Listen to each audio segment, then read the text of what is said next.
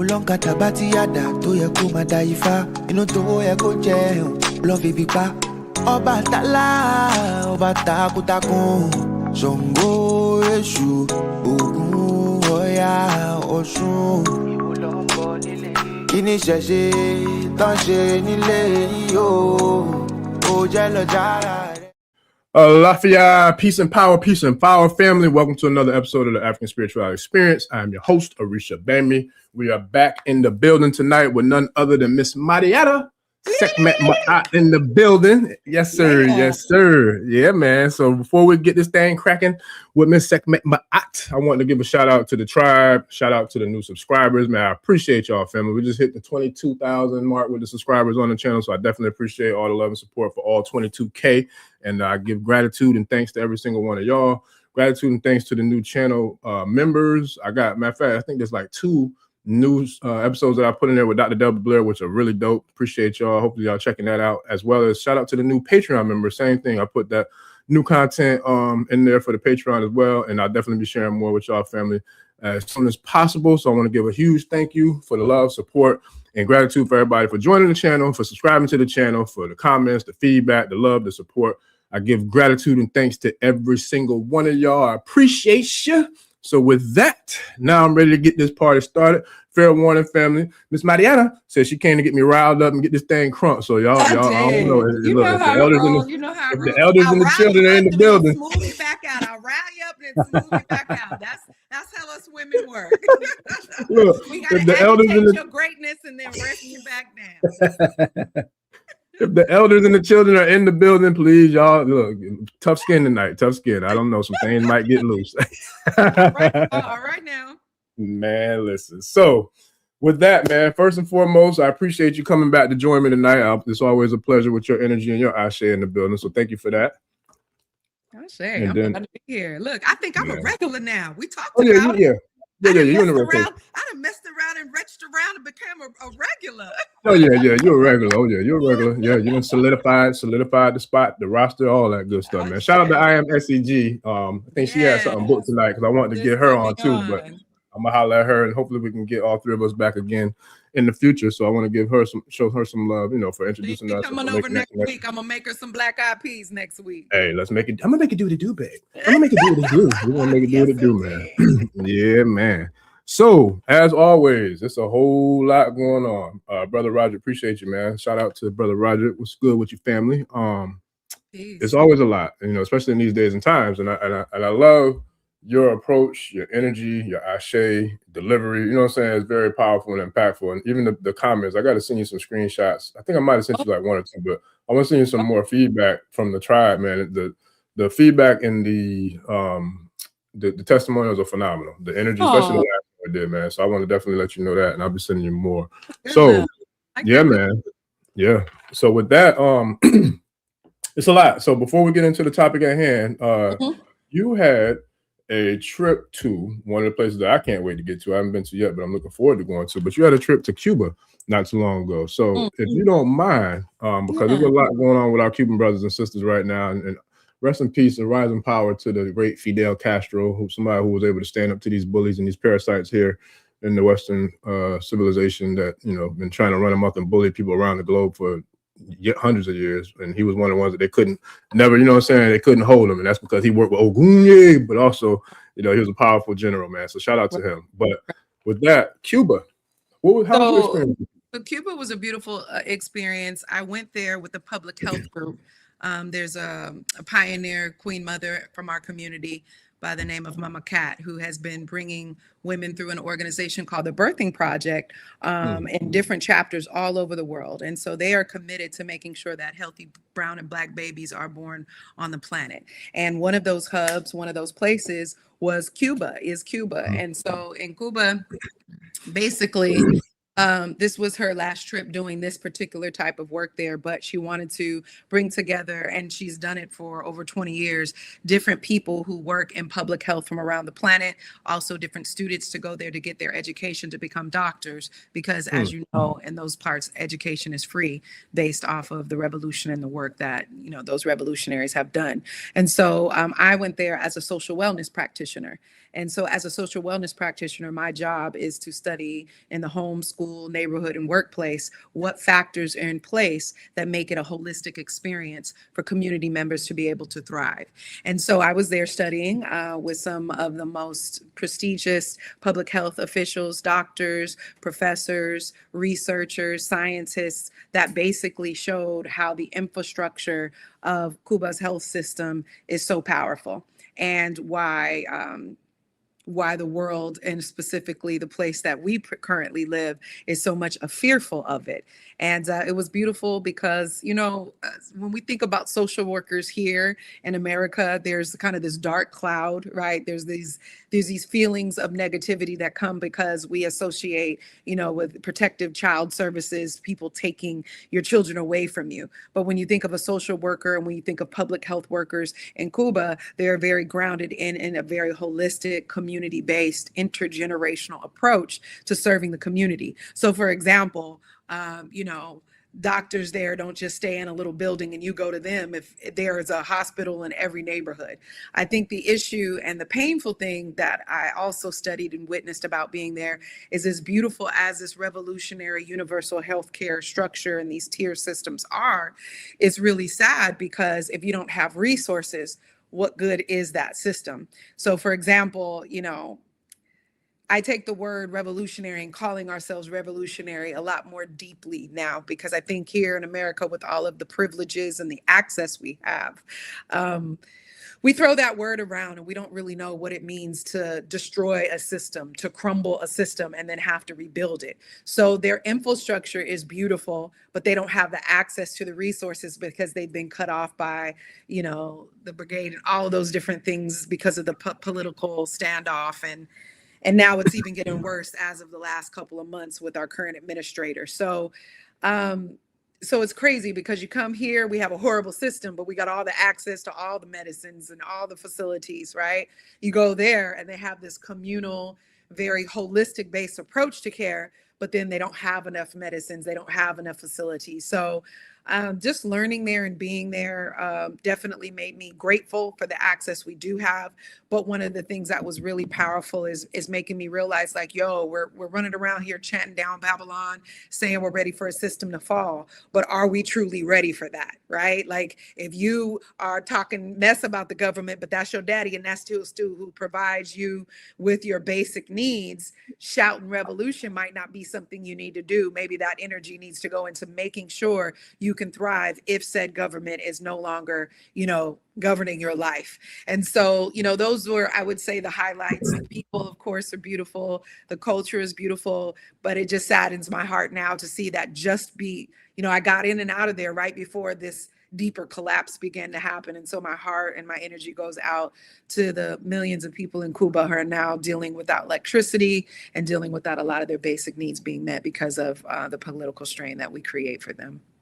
Yeah, and you know, it's crazy because I did a solo show probably like 3 weeks ago, and in the process of doing my research for that show, I saw this was in the beginning, like when that jackass like when after he had kidnapped the president of Venezuela, and you know, he had started halting the gas and the fuel, you know, all that. So I reported on that then, and it's crazy because a lot of people didn't know nothing about it, and a lot of people still don't know what's going on over there. Yeah. But you know, Yeah.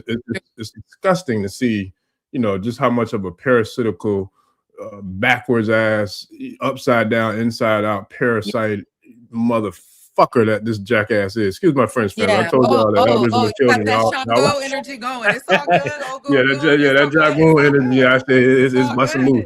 It's busting loose tonight. It's Friday too. It's all right. Yes, okay. It's busting loose, man. It's busting loose. So.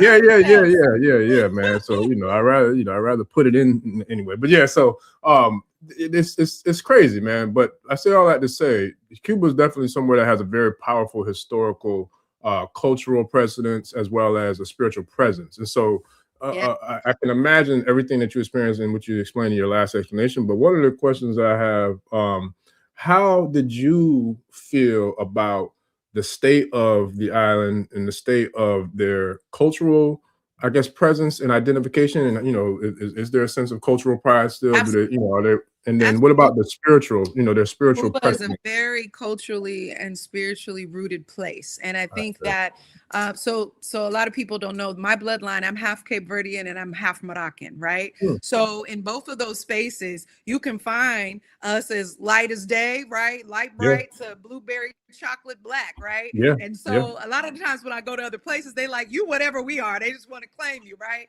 So you know, they'll start talking to me. I'm like, I don't know that much. I just know un poquito, you know. So, but it is very spiritually rooted and grounded in that, you know, our African spirituality or our melanated spiritual experience is truly you know, global, right? So no matter how we ended up or how we migrated or where we feel we began, and you can see the baseline connections, right? So although you do see the remnants and the fusion of whatever that particular colonizer's beliefs are, you still see those melanated traditions and roots there, right? So of course, if you're looking at the Yoruba tradition, you see it and everywhere. You see the altars, you see the deities, you see the orishas in different places. And so, you know, sometimes people might be confused because it's like, well, why is this statue looking like this saint, this person? But if you understand the history of the culture and who colonized them, you won't criticize it. You'll celebrate it. And you'll say, even though I know they had to cloak it this way,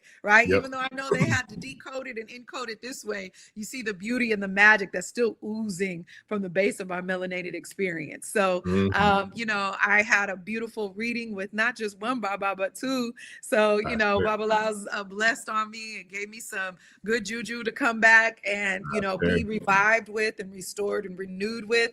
And, you know, I'm grateful for that. So although my study program was very rigorous and we were in, you know, the different hospitals and colleges and all these different places from 8 to 5 almost every day. I mean, out there, they see public health providers the way we revere doctors, right? Like so like we have to wear lab coats. In our whole experience there, we had to wear white lab coats the whole time because that is a recognizable and honorable figure in the community, one who contributes to public health, whatever realm that might be, right? So for me, I'm social wellness, focusing on, you know, us developing mental and emotional, but we also had doulas, we also had doctors, we also had researchers. So all of us contribute to public health in a unique way, and they revere that, they respect that, and they honor that. So for me, because I was raised in community, I know what the struggle looked like. It doesn't matter if I'm in Cuba or Oak Park, Sacramento, California, or Ghana. Like, I understand the hood and I'm not afraid of it, right? Like, I understand how some people call it ghetto, some people call it hood, but it's just Kumba, it's creativity. And we're creative in how we survive no matter what iteration of this timeline of being impacted by oppression happens. And so there's definitely a spiritual, you know, it's crazy to go to the cathedrals and, you know, see the Black Madonna there, you know what I'm saying? It's like, we know what that is, right? You know, she survives, you know, and so you might see the most lightest Cubans that don't, you know, consider themselves Afro-Cubanos, but they still praying to that Black Madonna up in that cathedral, you know what I'm saying? So I am no longer in the day where I need to see or prefer spirituality come through one lens, because if you're truly a spiritual being, you're able to put on all the lenses and be able to see all the different hues that make up the truth in our spiritual realm. So yeah, I love the culture, I love the people, I love the food, I love the water. The ocean kissed me and loved me, the sun kissed me and loved me, and that's what I try to do when I go places. Like, yes, you can find the poverty. Yes, you can find the effect of colonialisms, but simultaneously, no matter what, just as there's wickedness on this planet, there's beauty, there's goodness, you know, just as there is, you know, Shaitan, just as there is like Isfat, there's, you know, there's beauty and wonderful things happening all the time. And so I try to make sure to take that lens to, soak in the good and return and reciprocate the good, but also problem solve in the areas that I can contribute at that time. I make sure to give back to whatever community I'm traveling to in one way or another, put my money where my mouth is, put my heart chakra up and get to work in whatever way I can contribute. So it was a beautiful experience. But it was rough too. Like as much as I could find beauty in it in relationships, like that shit was hard. I'm used to a certain standard of living. And a lot of people want to talk about they going up and move to Africa, up and move here and there. You can't even make it camping for a week. You know what I'm saying? So we realize how spoiled we are when we are living in different conditions that we're not accustomed to. And we have to be honest with ourselves when we talk about overthrowing the system and fighting a revolution. If you can't go a couple of days without Amazon, you feel me? No, that's real, man. Like that's so real. And matter of fact, shout out to my loctician, Zinni Locks, man. So I gotta share some of her info because she has a dope setup, man, where she does her sessions in nature. She has like this dope sanctuary that I had my first session there. Actually, she said I was our first client in the new sanctuary where she does it, but she does Reiki healing. And I think she calls it like a crown rejuvenation or revitalization of the crown. So what she does is when she's doing your locks, she'll also do like a sound bowl, you know what I'm saying, healing around your crown, around your, around your ori, your mind's eye, your pineal gland, all that. And then she'll do like the chimes. It's a dope experience, man. So I'm gonna see if I can get the info for her event. She got an event coming up Wednesday. I want to share that on tonight's show, just to give her a shout out for that. But speaking of which, though, being out in nature and being connected, I was grounding. I had my shoes off, walking, you know what I'm saying? I had these ashy dogs out there connected to the earth. The ashy dogs. Yeah, man. I don't put no lotion on unless it's a special occasion. Put some shea butter on that and act like you was raised right. Nope. Look, I wake up and go, man. I might lube up the beard. That's about it. I ain't. Yeah, nothing ashy and dry on black folks is nice. We ain't doing that. Hey, Biggie said I went from nasty to classy. Look, I'm gonna leave it nasty, but I'm gonna go to classy though. Oh no, you got to get the shea butter. I'm gonna mail you some shea butter, brother. We're gonna get you. I got some, but I don't use it. But listen, but that's real what you said though, because when I was in Nigeria 2 years ago, man, I had that experience too. And it was crazy because mine was like it literally was the two ends of the polarities because I was actually living in a mansion. Like shout out to Baba Shitu.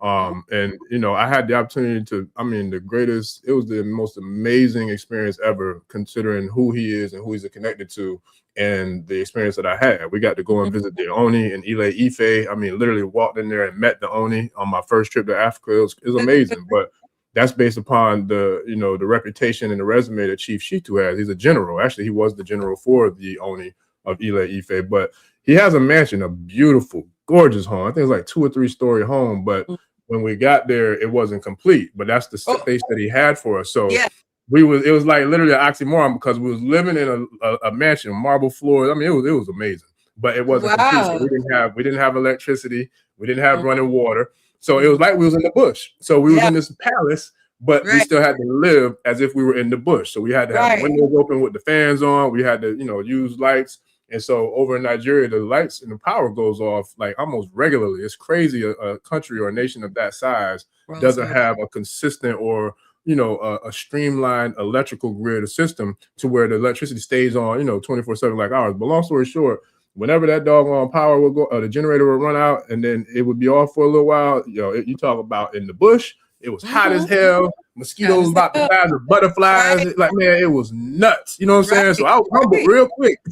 Like to live, you know what I'm saying? Yeah, to enjoy living off grid, which was crazy because I was on grid in a mansion, but because of the house not being completed and their infrastructure for electricity, it still was living like the bush. Like we had to wash up with buckets of water. We had to, you know what I'm saying? We had to make it do what it do. What we had. We had to do the best what we had. So the thing, not to cut your wisdom, but the thing about that is people want to shout revolution, but don't want to be inconvenienced. Listen. People want to shout revolution, but don't want to be inconvenienced. And so that's why a lot of the time when I'm teaching on survivalism, when I'm teaching on, homesteading, when I'm like doing the things that I'm doing, teaching on safety, awareness, and crisis prevention, one of the best ways to streamline our spiritual nature and our survival nature is to get in nature, right? Yes. And really being able to cooperate with her to where it's not a inconvenience to work with her, right? Fact. That it's a Yeah. way of life as opposed to a compromise or a sacrifice. Rather, it's an offering. It's an offering to be able to exist with Mother Earth. But we are accustomed to AC and having our temperatures regulated to ice boxes. We are, accustomed to having our food nuked because we don't know how to cook on a flame if need be. Yep. We are accustomed to baby wipes and all of these different things, right? That are luxury for many people on this planet. Yeah.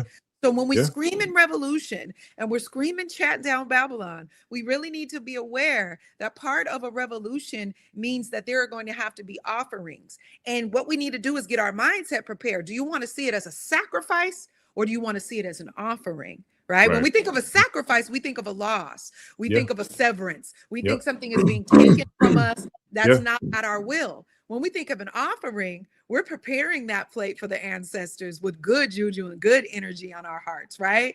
Good intentions in our minds, being mindful and grateful. So I think when we're going into revolution, one of the best things that we can do right now is change our outlook and disposition on understanding that there might be some inconveniences. But with those changes, meaning you're not dependent on a government or somebody to harm you, and you're completely sovereign, that means you're going to have to make a decision. Are you going to go about approaching this like a sacrifice, like a loss, like a negative approach? Are you going to go to it saying, this is my offering to those that have gone on before me to make sure I'm here to fight this fight? And this is my offering who will come after me with pride because I was brave enough to fight this fight. Ashe.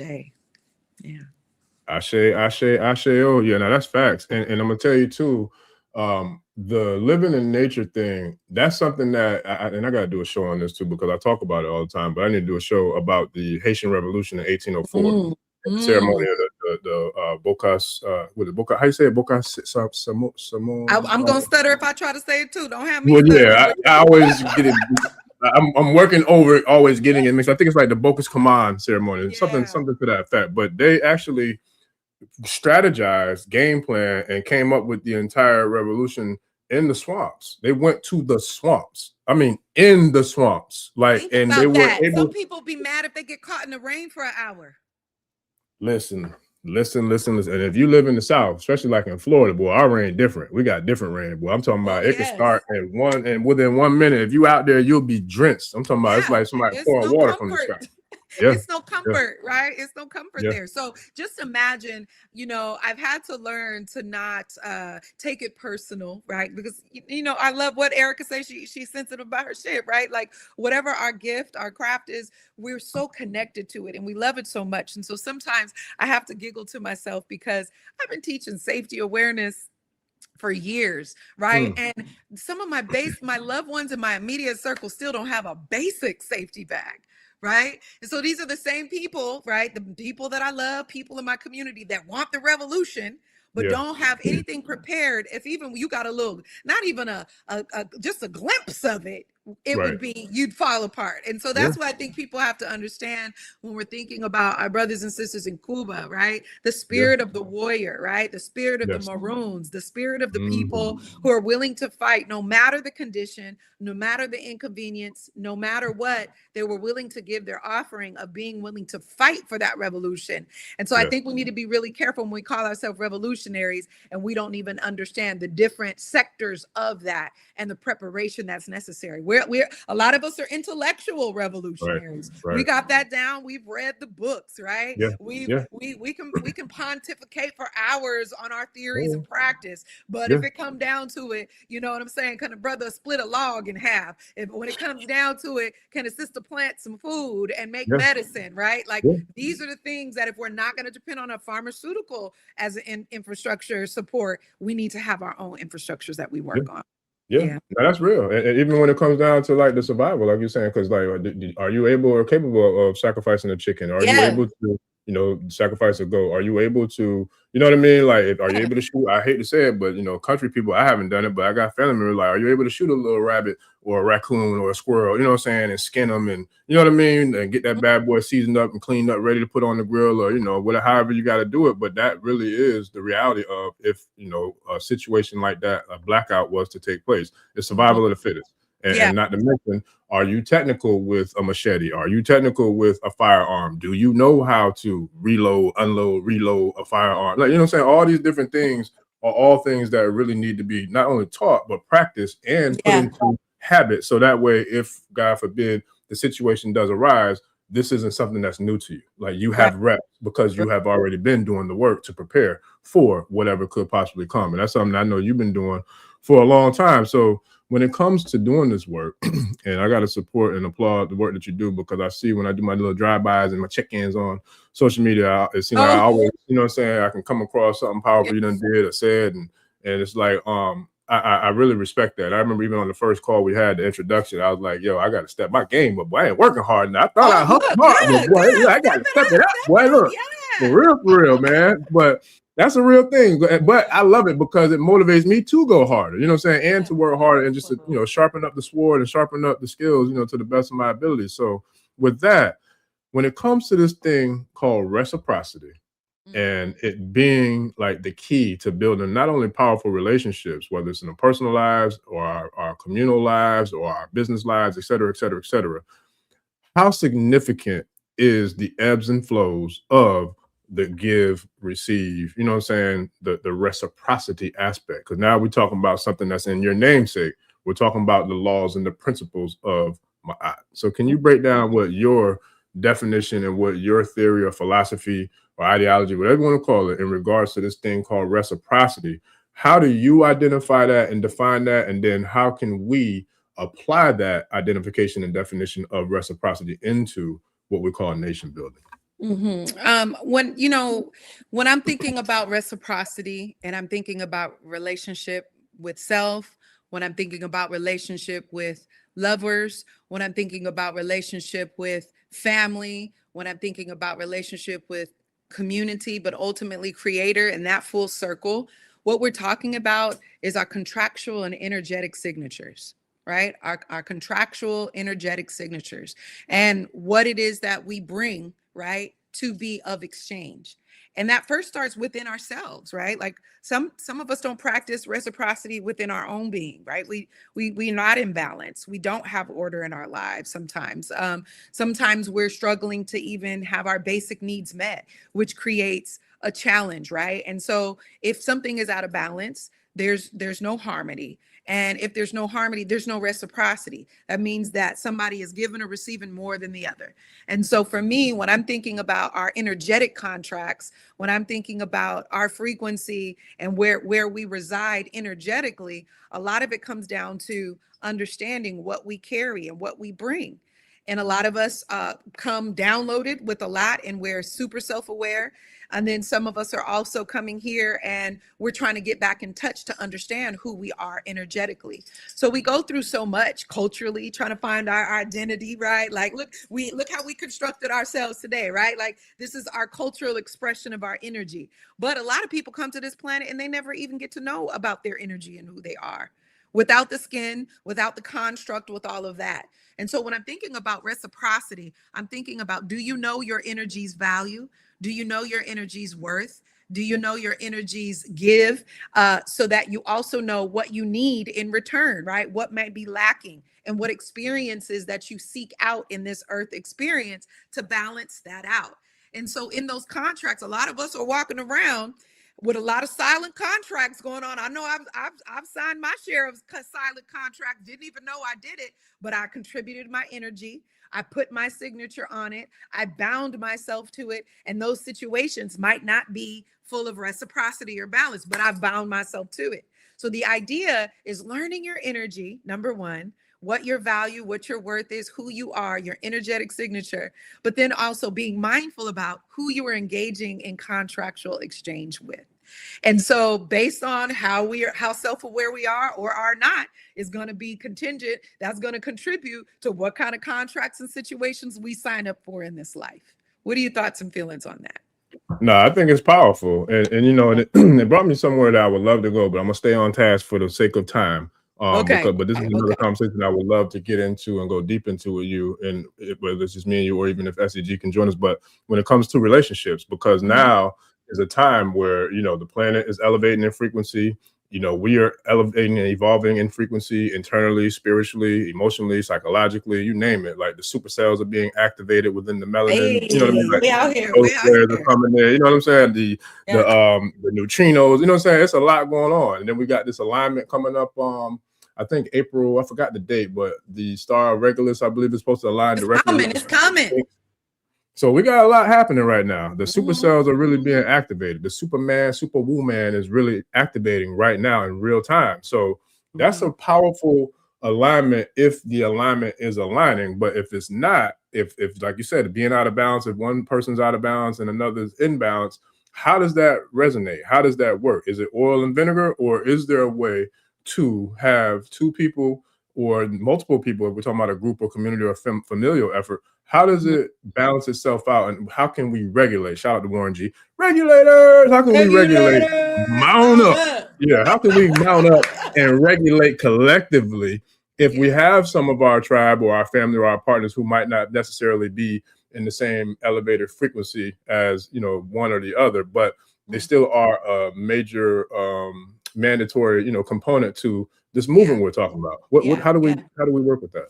So when we look at the word regulate and we want to get fancy and get responsible and accountable, we attach on self-regulate, right? And when we're talking about self-regulation, one of the first steps is required is a self-assessment, right? We need to do a self-assessment to just be real where we are. Like, where am I right now? And I always say that, like, you know, when you're in an amusement park or whatever, and it's like, you are here, you're trying to get here, but you got to be real about where you are, right? And that is doing an internal assessment. And a wonderful way to do an internal assessment when you are trying to figure out what's your energetic frequency is to simply start off with the question, like, how do you treat yourself?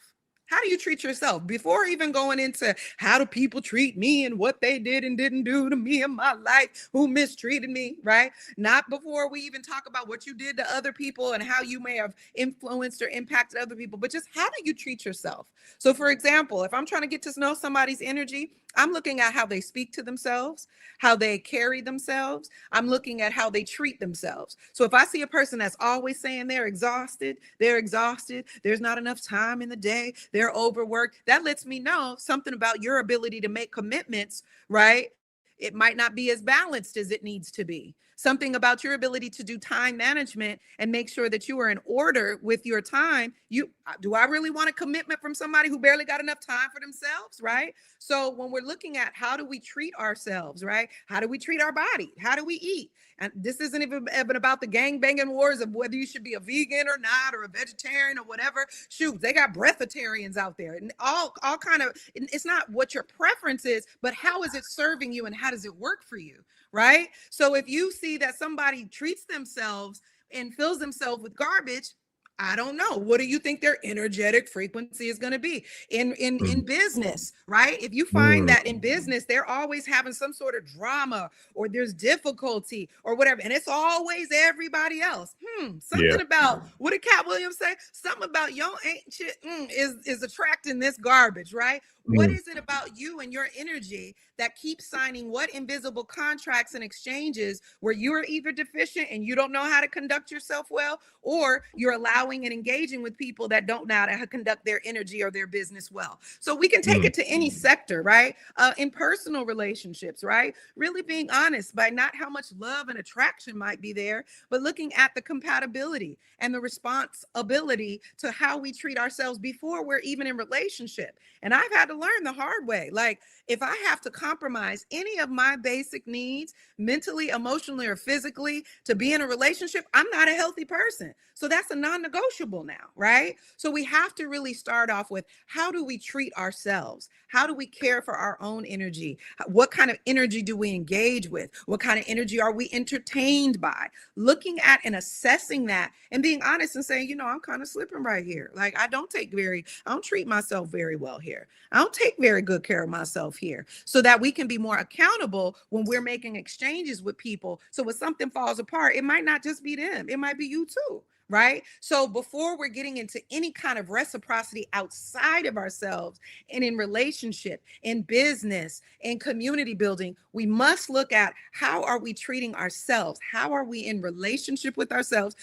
Are you got a 4 stars and an A++, or you slacking on your Mac and you got a C+ average? That is where we start, so we can really be honest with who we're attracting and why we're attracting them and why we're not having reciprocity. I love that. Slacking on your Mackin, boy. You can't be slacking on that Mackin, boy. You can't be doing that now. No, You can't be look, slacking on your listen. Mackin. When you said that, all I could think about, shout out to Jay, all I could think about is that song, it all falls down. I forgot who sung the hook on that. Yeah, that's all yeah. It all falls down. No, you cannot be slacking on the Mackin, especially with self, because then everything gonna fall the hell down. We don't want it falling down. We got to build this thing up. Yes, sir. Yeah. And to add one more thing to that, when we're talking about doing an energetic assessment and just being honest, no guilt, no shame, right? Being able to say, my energy is affected this way when I'm around these type of people.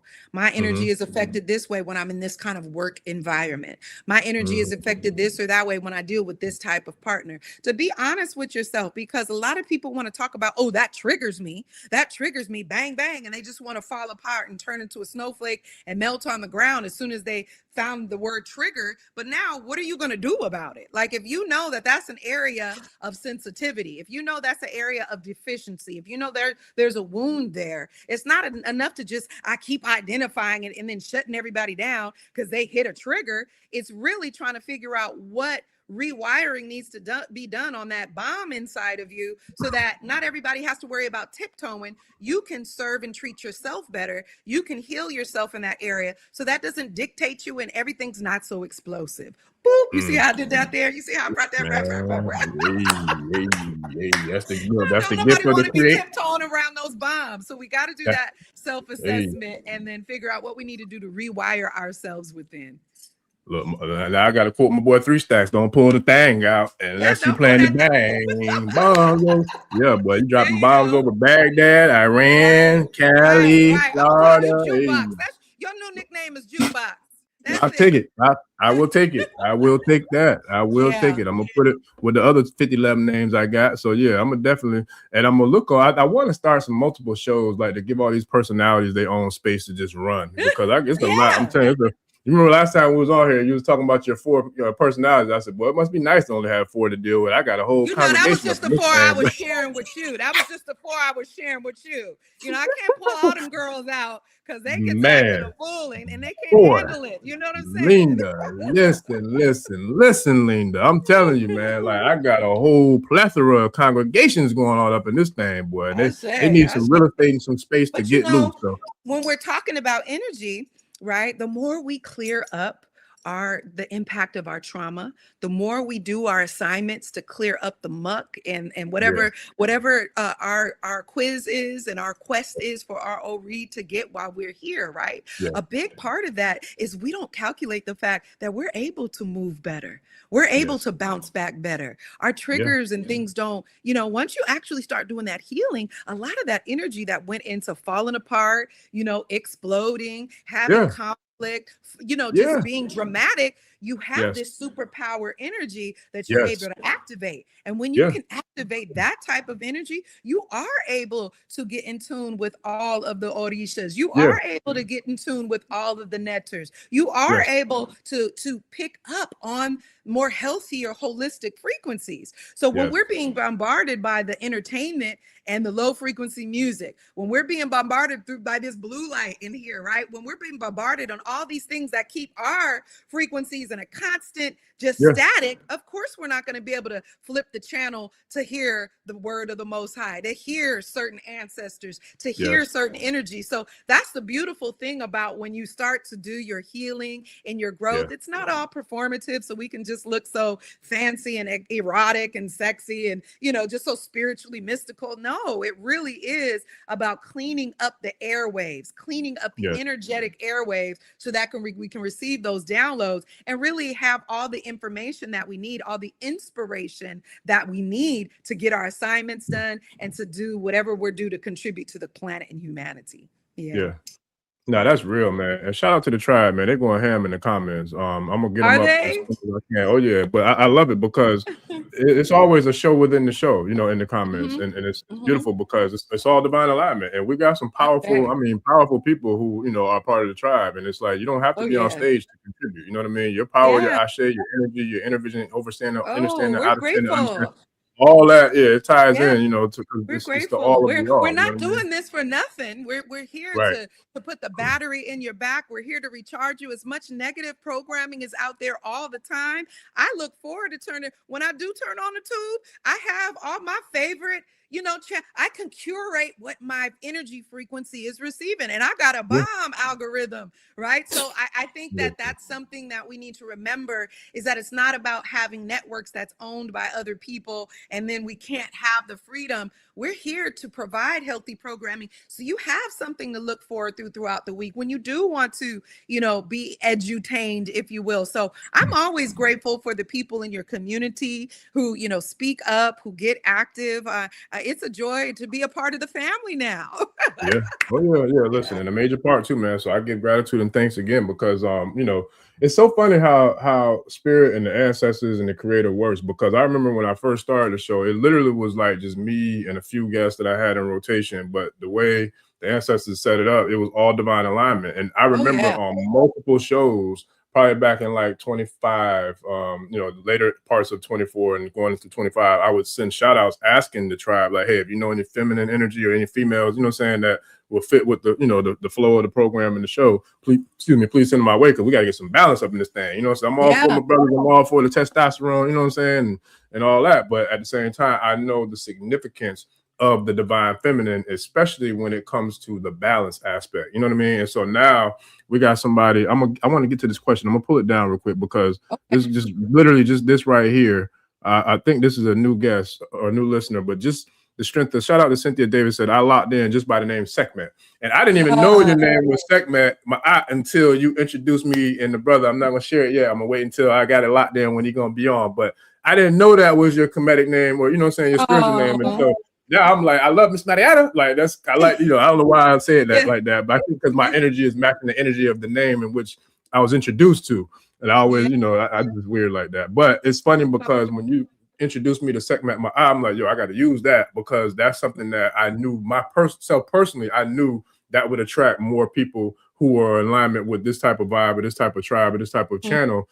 Information of the channel, I knew it would attract that. And sure enough, shout out to Miss Cynthia Douglas because she said I locked in just by the name Sekhmet. So yeah, that's a real powerful thing, Give man. thanks. Give thanks. Speaking of energy, right? Our namesakes are they're an equivalent frequency finder, Yeah, right? yeah, A lot of the yeah, times when people joke around when folks go through their spiritual awakening and maybe they change their name, there's yeah, kind of a mockery of that in the yeah, community. Oh yeah, you got this African name now, or you got yeah, this. But yeah, what that is it's a person who is evolving in their life experience, and they're yes, trying to have a name frequency that matches where they are at the time. yes. So for my name, my birth name, Mariana is how I used to say it. And one day my mom was like, you're saying your name wrong. That's not actually, your name is Mariana, right? And it was so crazy because something as small as that frequency change in the pronunciation, spiritually, etymology, all that stuff matters. How you say things, the vowels, the sounds, the resonations. So when we're thinking about that, I was like, that sounds more like my name, right? So my mother was like telling me years later into my life, like, well, the intention of your name was to be pronounced in this way. And so now it's so funny because people laugh and they're like, why you bougie all of a sudden? Why you rolling an R in your name, right? And then when I took on my, name when I went to Ghana and I had my Ghanaian name, right? Then I have my, Kemetic name, which that comes from, my Baba Imhotep, who is now an ancestor now. So these names, it's not about us being, we're not cosplaying African spirituality. we're finding the spiritual resonations that represent the energy for where we are at the time. Who knows? I might have 50 million names to go with these 50 million frequencies that I am allowed to tap into when I do my work, right? And so, yeah, I do know that that's like a long going theme where people laugh when somebody becomes spiritual, they change their name. But isn't that fitting? If you're going through a form of a rebirth, it should be natural that you want a name to represent, which is not maybe attached to one that is rooted in colonization, of course. I can sing a little song. Nah, I'm flipping in between screens because you know I got a lot going on. Look, I'm proud of this part. I'm still here, so you know I call myself seasoned and matured. I ain't gonna claim old. I ain't gonna claim, you know what I'm saying, getting older. Black folks I'm like seasoned, stuff well seasoned. I'm mature. Yeah, we like seasoning. You know what I'm saying? I feel like that's where the white hair comes from. A little bit too. I like a little burnt a little bit. Yeah. And because I was so tired, I burnt my goddamn pizza earlier this afternoon when I got home from running. I still ate it too because I was hungry and tired. Boy, I ate that burnt pizza, boy. Listen, but that's what happened. That's a true story. But you know, it is what it is. But that is so real when you talk about the names, because like each one of my spiritual elevation ceremonies, I received a new name, and like the name Jagun Shango, that's a real thing, and it's like, you know it, Jagun, like Shango is fiery. That's a very fiery deity. Very like no bullshit, don't play, like none of that. And it's just so amazing how the alignment, for me personally, I see it now from birth. My favorite baby picture I had on red and white, literally. You know what I'm saying? I had on a white sweater with a big old fro with a snotty nose and some red pants. And like, then, that's my gangster picture right there. Man, listen. And so it's just like, but it's so profound and so amazing to me how everything was there from the beginning. You know what I mean? I didn't know it because we know we got to grow through the process. We got to walk through the journey and travel down, you know, the road. But in hindsight, just looking back, I'm like, yo, especially when I shout out to Baba Tolu too, man, the Balogun Shango USA, for giving me the opportunity to receive that, you know, ceremony and that name. But it's like, that's a real energy and a real essence that really has been with me from far as I can remember. That fire, that passion, that like want to knock some shit over, blow some shit up, fuck some shit up. Like, you know what I'm saying? Like, that's been there all my life.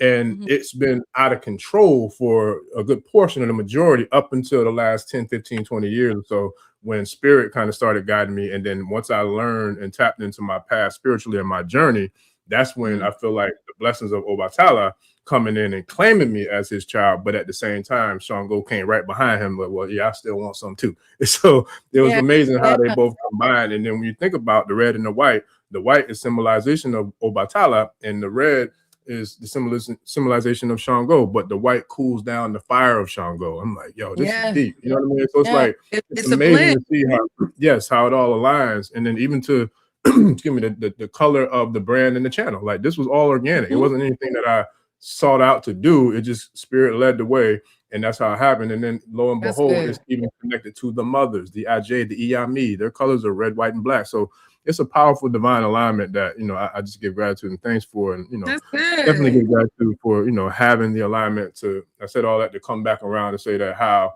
I give thanks for how the feminine energy kind of just came in and knocked everything, kicked in the door, waving the 4-4. Always said, "Mama, don't hit me no more."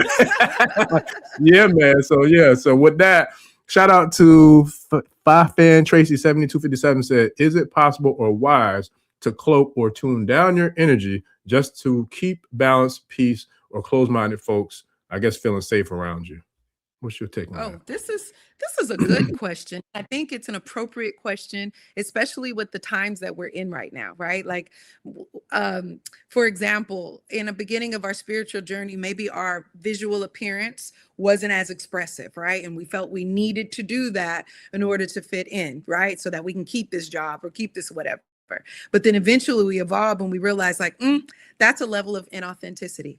So what I would say is, it's not about cloaking your energy. It's about understanding your energy, but then being authentic within that understanding. So for me, you know, in the beginning of my career, or when I was a young girl, just being programmed, right? It's like, oh, I have to have flat hair to be professional. Now I'm, you know, consulting with some of the biggest foundations in the world, sometimes with tattoos hanging out, hair wraps or whatever, because it is really about truly embracing the authenticity of my energy. People respect that more than you trying to cloak it. or mask it or diminish it or minimizing it, because that will always get you lost. At least in my experience, I can't tell everybody what everybody experience is. But if there's any reason why I'm having to compromise my authenticity, the pureness of my energy and frequency, somehow I'm going to be uncomfortable or somebody else is going to be uncomfortable. Somehow I'm not going to attract the right energy, or I'm going to be deceiving with my energy to other people. So I don't think it's about cloaking things. I think it's about knowing thyself and understanding, just like you said, like, yo, I know my energy. I know what's going to make me pop off. So I have to have self-control and be aware of that. You shouldn't cloak anything. If you're a warrior, you're a warrior. And if that's who you are authentically, people are going to know it. And if you try to cloak it or not be that and then you're not understanding the energy. Then you're not working with the energy, which means you cannot control the energy and be the master of your cipher. So I would never recommend to minimize or cloak. I'm not saying there's not a time and a place to be a ninja, right? Like there's some, a ninja will come in and do their work. You never know they came and left. That's one thing. But a ninja knows who they are. And so I think if you really want to thrive and be your authentic self, that is what's going to give you success in any situation. But the moment that you're trying to pretend to be something else or dumb yourself down, you can be strategic, but I don't think you should not represent who you are, because it's easy to get lost in this world when you are not clear on who you are or you're misrepresenting yourself. If that makes sense. That's what I would say to that reflection. Ashe. Oh, no, I agree, man. That's a powerful answer to that question. I love it. And that's real. That's where I feel like that's one thing I give gratitude and thanks to the creator for, excuse me, is just always being comfortable with me. You know what I'm saying? Always being comfortable in the skin that I'm in, because I'm not perfect, never gonna be. But that doesn't stop me from striving to be, you know what I'm saying? Or at least giving my best effort to always be better today than I was yesterday, and work on being better tomorrow than I am today. As long as I'm doing that, I don't give a fuck what people think or say about me. I really don't, because I know my heart, my spirit, and I know what the creator sent me here to do, and I'm doing it to the best of my ability. Do I show up and win every day? I give it my best effort, but I can't say that everything goes my way and I win every day. However, whenever it doesn't go my way, and the challenges and the struggles or the potholes, the roadblocks, whatever try to come, I'm willing to go 10 toes down by any and all means necessary to figure out a way to bust through that wall, to get through whatever it is to make it happen. If I got to strike it with a lightning bolt, I'm going to make it happen. And I mean that by all means necessary, because that's just the way I'm wired. So it's like, I remember, shout out to, I forgot who it was, but somebody left a comment speaking about like adversity, and I gave a comment back. I think initially they took it as I wasn't able to receive constructive criticism, and I'm like, nah, bro, it ain't got nothing to do with that. I think it was something along the lines of, he's like, y'all conscious folks, y'all always think that y'all right, or you can't accept constructive criticism or people having a different opinion. I'm like, nah, bro, it's nothing like that for me. I was like, but based upon what you said, I just disagreed with it, and I was sharing with you my perspective. We all go through struggles. I go through them too. I said, but I use it personally as fuel. That motivates me. Whenever I'm going through a struggle or a so-called loss, but I call it a lesson, I'm going to use that as fuel, and I'm going to bounce up off that motherfucker, and I'm going to give it all I got to knock the shit out of that goddamn challenge, struggle, or whatever it is. So by all means necessary, at the end of the day, I could look back like, okay, yeah, I got that motherfucker. Like Smokey and Craig at the end of Friday when they caught little Chris and they tore him up. We finally got that motherfucker. We finally got it. Like, that's how I am when it comes to challenges, man, because they always there.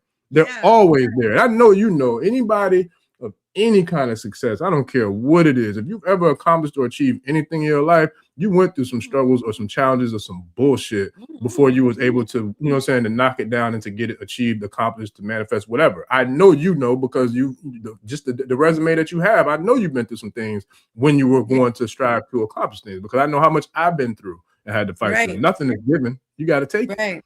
It's not. And then give and take. Look at the last words. Like, it's a dance. And I think it's something that's important for people to remember. Like, when you start feeling like you're a part of the conscious community, or, you understand that you're now evolving to be more, engaged with the spiritual community. Really, this journey is just a constant reintroduction to yourself. Like Mm-hmm. this spiritual path is a constant reintroduction to yourself. And, you know, my Baba would always say, we're all at varying degrees of ignorance. And so every time we're busting down a wall, every time we're overcoming a challenge, every time we are, you know, fighting, you know, systems of oppression, we are learning new pieces, and we are gathering and remembering parts of ourselves that may be feeling broken or shattered. And we're creating ourselves to be whole in a way that we're reintroducing ourselves. So in a lot of the times, you know, when we come back down to this planet and we're here to have this experience, some of us come here and we're trying desperately to figure out who we are. Some of us come here and maybe we have certain experience that expedite that process. Some people come here and they never get to learn and know thyself. They got, you know, keep going through different cycles in different realms until they learn it. But the point is we're constantly learning who we are. So the know thyself is so sacred is because that's an ongoing relationship. And so I think sometimes when we get caught up on having a specific spiritual practice or having a specific name only, that can be limiting because we're not exposing ourselves to different frequencies that may unlock a piece of us that would only be found in that particular engagement, in that particular relationship. And then after you have that engagement, you wake up to a new aspect because of these new experiences that you're having. And it's just phenomenal. And some of them are painful. Some of them are thrilling. Some of them are rewarding. Some of them are, you know, traumatic. Some of them are magical. Like, but we continue to learn a new piece of ourselves with every single engagement. And that's why, you know, kind of getting back to the topic of today, I know we just branch like a tree, right? But the topic of reciprocity is really understanding as we're going on this journey and we're engaging in different relationships, whether it's our families that we've come to in the flesh with on this earth, whether it's lovers that we choose to experience that heart chakra of attachment and loyalty and care, whether it's our family, you know, whether it's our workmates, whatever it is, our spiritual soul family, like we're constantly, you know, learning how to engage with them with reciprocity. And we get our hearts broken and we break hearts, and we're trying to figure out how do we operate in balance as we come into these meat suits and we figure out this thing called life. We're trying desperately to learn who we are, remember who we are.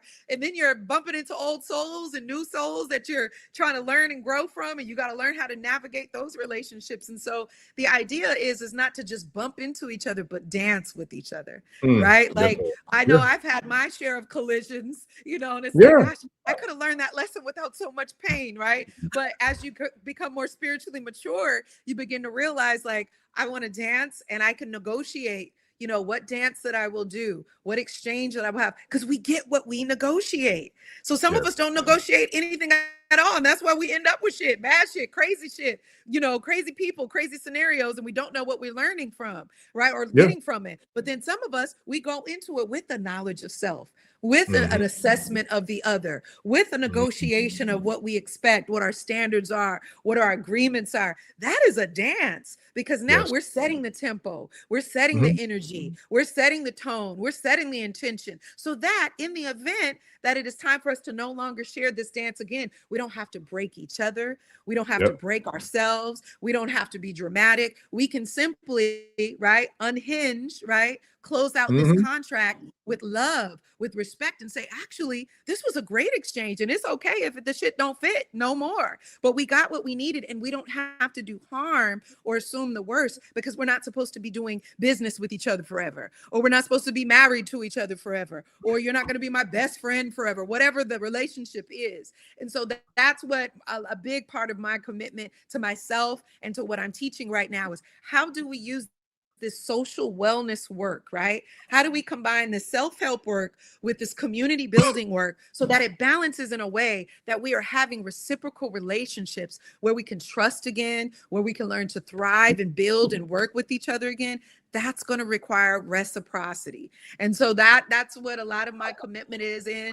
A lot of that is for the youth right now, teaching them how to have it, because what they're entertained by teaches them to constantly be at odds and confused and not fair. And so that's what I'm trying to be the auntie for that. But, you know, I think that is a big, big part of our focus once we start knowing thyself, is understanding. And I break it down to three things, right? How do you galvanize? How do you synergize? how do you prioritize? Like Mm. those, like when we look at the word galvanize, right? The definition of the word galvanize is to stimulate, to electrify, to excite, right? To get people to activate, right? So the first question is when you want to get in a reciprocal relationship with somebody, ask yourself, how do they galvanize? What stimulates them? What fires them up? What excites them? What are they drawn to? How do they activate? Look at that. Just really study that. Whether it's a future partner, whether it's a business partner, a lover, a community member, what feeds them? What's their gas? What's their batteries running off of?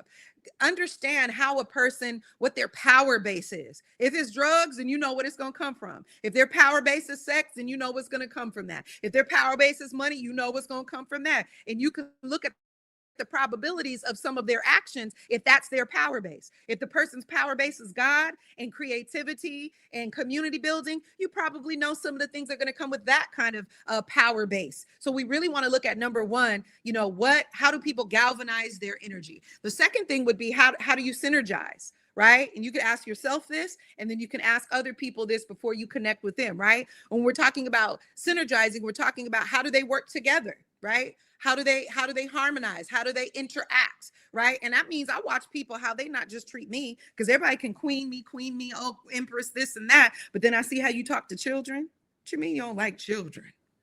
Okay, if you don't want to have children, that's one thing, but you don't synergize with children? Like, oh, you can eat animals, but you can't be kind to an animal. I look at how do people deal with the earth? How do you litter on the ground? Oh no, I could never, right? Like there's certain standards that I'm looking at. How do you interact with people, with nature, with animals, with yourself? I'm looking at those things. How do you synergize, right? And then lastly, what do you prioritize? And when we're looking at the word prioritize, we're looking at the order of importance. So if somebody, you can tell what's important to them and they prioritize getting high constantly, partying constantly, you know what's going to come from that, right? If you know somebody who prioritizes work all the time, you know that they're not spending time with their plants. They're not growing food. They're not checking on their big mama. Like you can look at what people prioritize, and that's a good way to assess their energy to figure out, can you deal with reciprocity with them? Because if you just pay attention to people, they'll tell you exactly who they are. Whether or not we want to admit it, whether they're so fine or so popular or so rich that we want to deny it, but people will tell us who they are if we look at how do they galvanize, where do they get their energy from? And how do they charge their energy? How do they treat their energy? What are they plugging into? What is their power base? Number two, right? How do they synergize? How do they treat themselves, their family, their loved ones, the animals, the children, the earth, right? Do you even connect with those things? If not, that'll tell you about how they're going to deal with you, right? And then lastly, what do you prioritize? When you look at them and if you observe that person in business, what's important for them? Is it just looking popular and looking productive, but they ain't really doing shit, but using templates for everything? Or is the work organic and they're not just doing it for show? They will be doing that whether the camera is on or off, right? Look at people and observe, right? What do they prioritize? Do they prioritize their spirituality and their health? Or do they prioritize their popularity and their wealth, right? Right. And I'm not talking about the good kind. So those are the three things that I would say when a person is really trying to get into relationships or exchanges or business contracts. Is there reciprocity? Where's their power base? Right?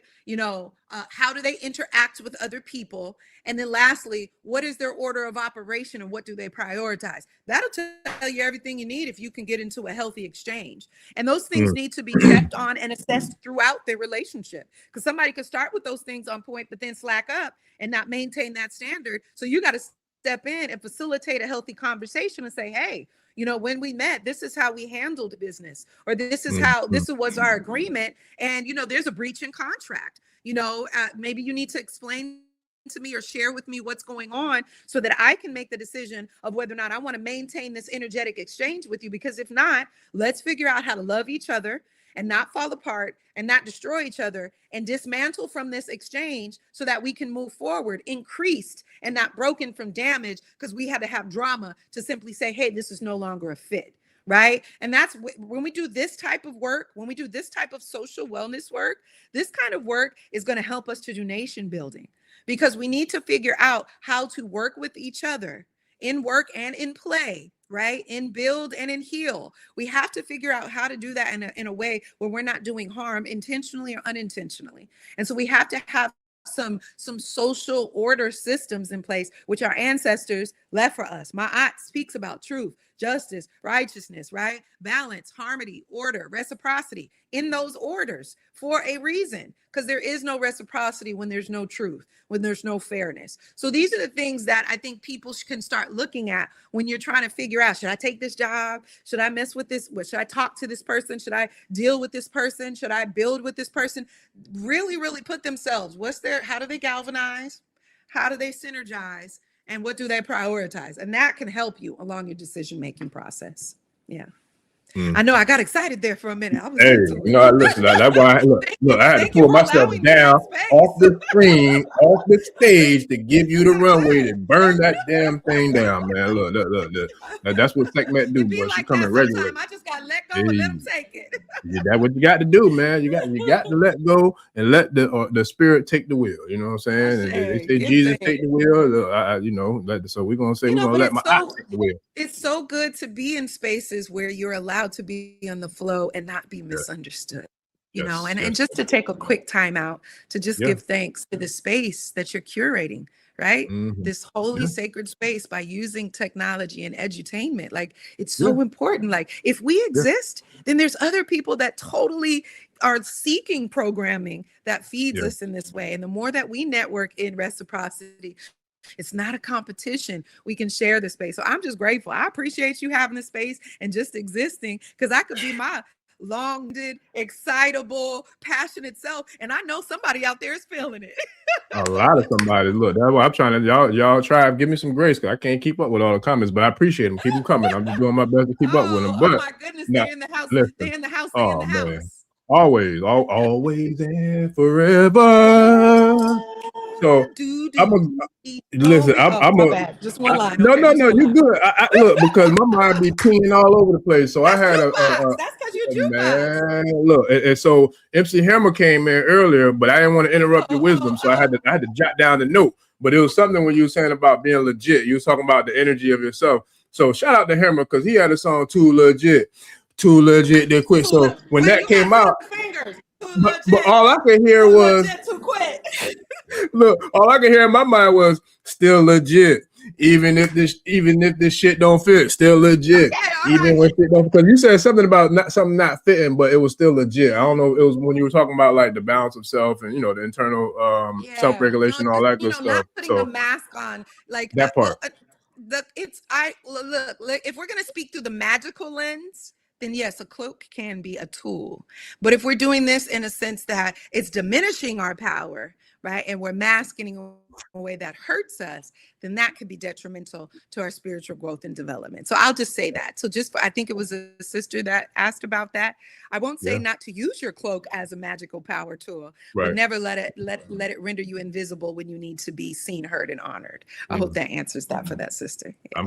I'm pretty sure that it did. So I want to bring something to the floor real quick, and then I want to get your closing statement or words of wisdom that you want to leave with the tribe just for now, because I'm gonna definitely get with you to see when we can run this thing right on back, as soon as possible, as soon as our schedules align, because that's what we do. So, but this one was something I really, really wanted to address. If you don't mind, I'm gonna give my little 2 cents, and then I'm gonna throw you an alley-oop, and then have you close it out for us, and then I'm gonna give a shout out to Zimmy Locks and her event coming up and her new space that she's working on. So shout out to Lady Night Walker 266, says, and appreciate your love and support, Lady Walker, because she's definitely been a tribe member riding for a minute now. So I want to give gratitude to you for your support and always contributing, to the tribe as well. So her question was, what is the spirit of everything being a competition? So I want to address that one, because that's something that I've dealt with all my life. Somebody who grew up as an athlete playing ball, like I remember playing high school ball, like my coaches would be hating and be on some bullshit because they wanted my girl. You know what I'm saying? It's like, first of all, you're a grown man. You know what I'm saying? That's some pedophile shit. You know what I mean? But that's just the way of, the laws of, like I said, that's the way of the, the climate of things, right? So, and being an athlete, I'm a competitor, so I'm a killer. Like I got the mentality of a Michael Jordan or Kobe Bryant. Like I'm out there. I don't care who I'm playing against. You got to show me you the best person. You got to show me you can win, because I'm going to try to eat your heart out and then spit it back out on you in the process of winning the game. That's just the way I'm wired. So it's like I don't know anything less than that. It's all gas, no brakes. I came to win, and I'm gonna give it everything I got to do it by any and all means necessary. And that's just my mentality. Like there ain't no other way. I don't know no other way. Don't want to know no other way. Wow. So I feel all that to say, I have never been the type of person to look down on, to try to minimize, to try to diminish anything that anybody else does or has accomplished or has achieved ever. If anything, that inspires me. I love seeing a Michael Jordan. That gives me something to aim for. I'm looking at Malcolm. Every time I'm talking to y'all, I'm looking at Malcolm. Malcolm's looking at me just like this every time, because as soon as I saw him, I knew that was the pinnacle. That's the prototype. That's what I aspire to be, or at least give everything I got to elevate my journey into being somebody that has the presence or influence of that prototype. Andre 3000, same thing as an artist. That's the prototype. He made the song, "You Are the Prototype." I hope that, but anywho, sing it. People that, to answer your question from my perspective, late night walk, people that are always in competition are people who suffer from a severe case of deficiency. They suffer from deficiency of self-love, self-awareness, self-accountability, self-elevation, self-reflection, knowing thyself. I don't know if knowing thyself, like that's something that when you are secure and comfortable in the skin that you're in and the person that you are, the work that you do, whatever your case or situation is, you don't have time to be worrying about hating or competing with nobody else. Because one of the things that I know for sure is nobody can do what I do. Nobody out of the 8-9 billion people in the world, nobody can do what I do. I can't do what nobody else can do. I can't do what Miss Mariana Sekhmet Maat can do. I can't do what Lady Night Walker 266 can do. Hell, I can't do what my dog can do. Don't want to either. But I know I can bond with you. I know I can work with you. I know I can flow with you. And I'm going to give you your flowers. And I'm going to big up you. And I'm going to salute you. And I'm going to praise you. And I'm going to do anything I can to help to see you win. Because at the end of the day, I'm here for the win. I don't give a fuck about the score. I don't give a fuck about the game, end of the game interview. I don't give a damn about none of that. I came to win, period, by any and all means necessary. So I don't have to worry about competing with nobody else, because nobody can compete with me but me. That's it. Nobody. Because I know the Creator sent me here to be the child of God that I am and to do the best that I can with my child of Godness. So therefore, that's the only thing I'm focused on. So by me focusing on me just doing the best I can do with my Ashe, nobody else has my fingerprints, nobody else has my footprints, nobody else has anything that I have on the planet. So if I do the best that I could do with the play the cards in the hand that I was dealt, and I'm gonna come out with a win, regardless of how other people see me as a winner, a loser, failure, successful, whatever. It doesn't matter, because I know the cards in the hand that I was dealt, I played the hell out of that hand. I don't give a damn if I had a hand with no spades. I'm gonna get some books. I'm gonna help my team win or give it everything I got. And if we don't get the W, I know I gave it everything I had in the process, and I didn't talk down on, compete with, or try to belittle or diminish anybody else in the process of doing so. So I feel like people who are always in competition, they try to make themselves out to be better than you, or want to try to defeat you, or try to position themselves to be better than you so they can feel better about their little ass minimized goddamn self. That's my little 2 cents. What you got, my eye? That was, first of all, that wasn't 2 cents. That was about $3.74. I just want to say, you got to multiply that. That was hot fish grease. I'm gonna blame you because you got me riled up. I'm gonna blame. No, that was all you. That you got yourself riled up. That was great, though. It's great to see people getting. I love passion, so it's all good. I'm like that all the time, and it's so funny when I'm with my friends. I'll be like, I know I just be wearing them out with all my passion. I have to be around people who resonate on that energy. I'm just a high frequency, passionate person, and I understand it. But I do think to address the sisters, question, I think there's a few contexts and lenses that we can, kind of look at when we're looking at this spirit of competition, right?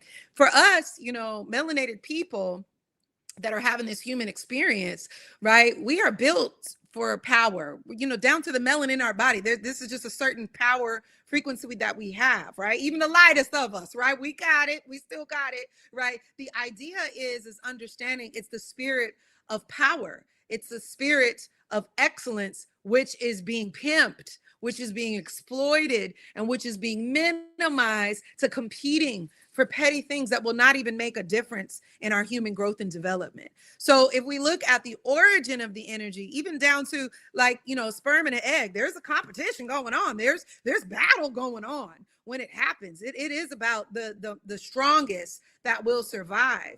But I think what's important is to understand that there's always somebody that wants to make a show of that. There's always somebody that wants to exploit some of the most natural processes. So it's nothing wrong with us being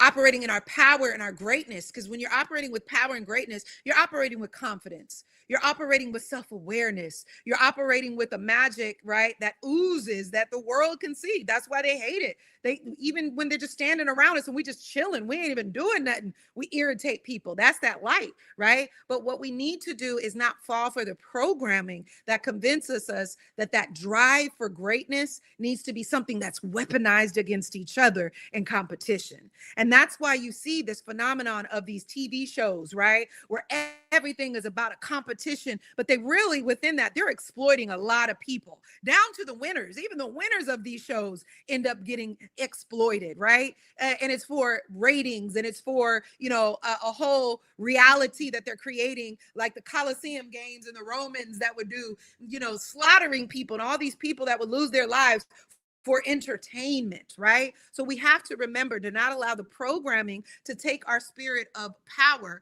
and our spirit of greatness, right? Our spirit of excellence, and have it morphed and twisted and exploited into a competitive nature that makes us divisive and that makes us disempowered, because we're not uniting together to recognize Oz behind the smoking mirrors, Yeah.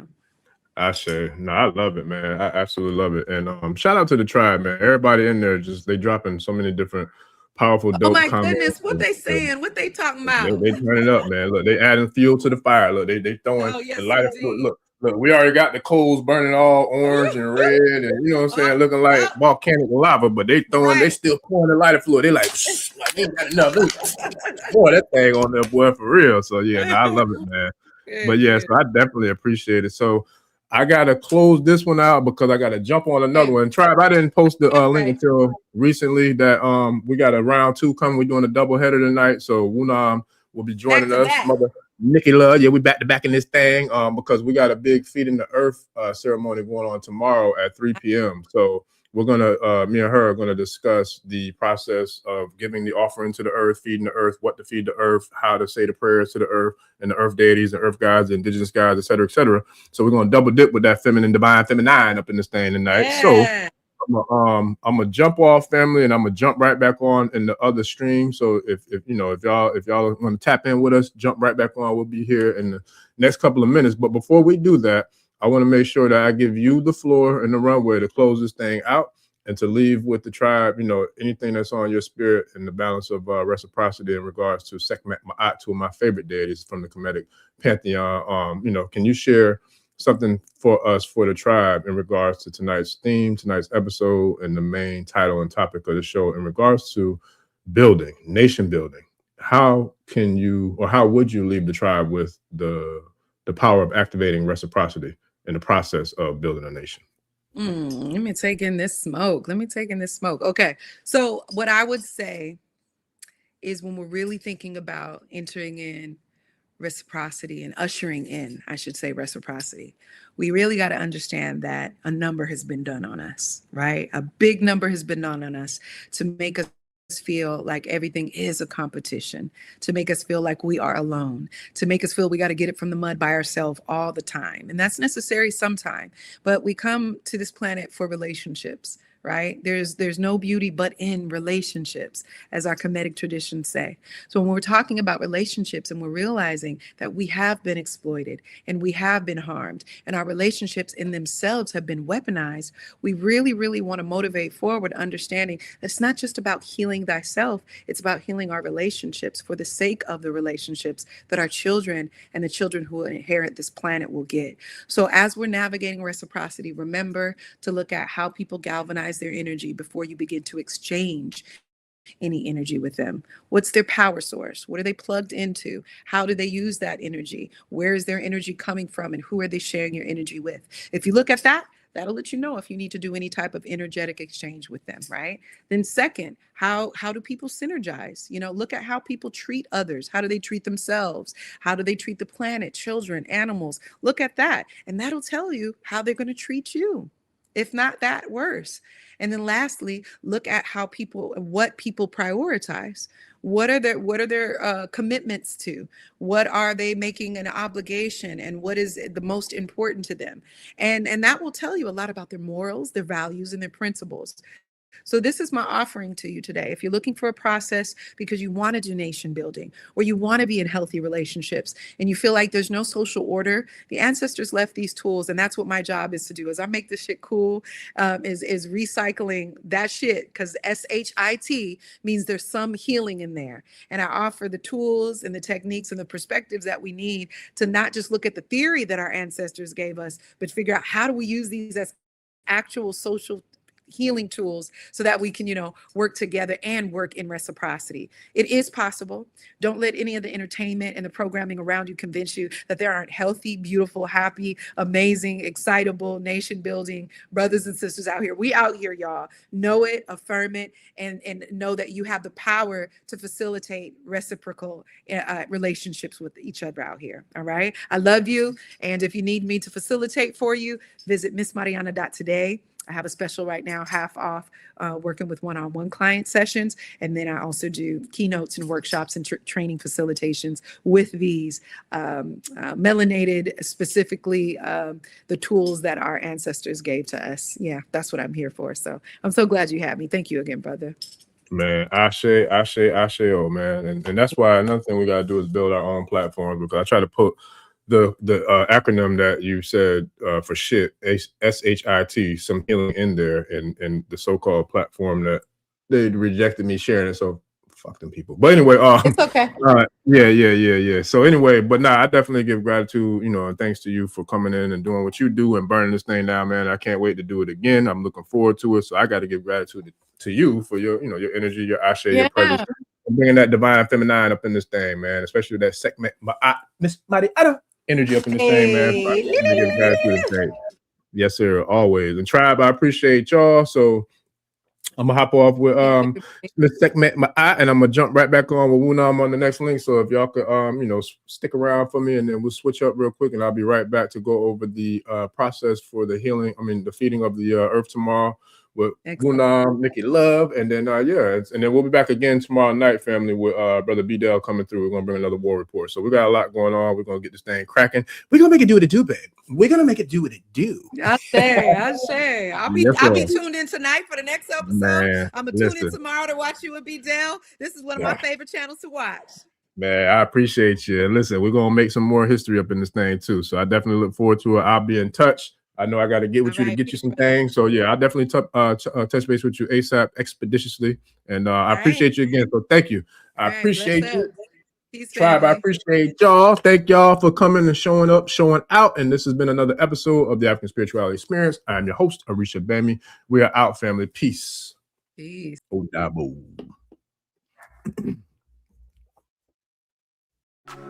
Ẹni tó gbàgbé ilé ṣàpò ìyàgbọ́ tẹ́ǹtì ẹni takísà ní tàtàn ò bá padà sílé anítìjàkọ ẹja lọ pé eégún mo ṣe ní gbẹ́rẹ́ ìpàkọ́. Forsake not your ancestors and pray.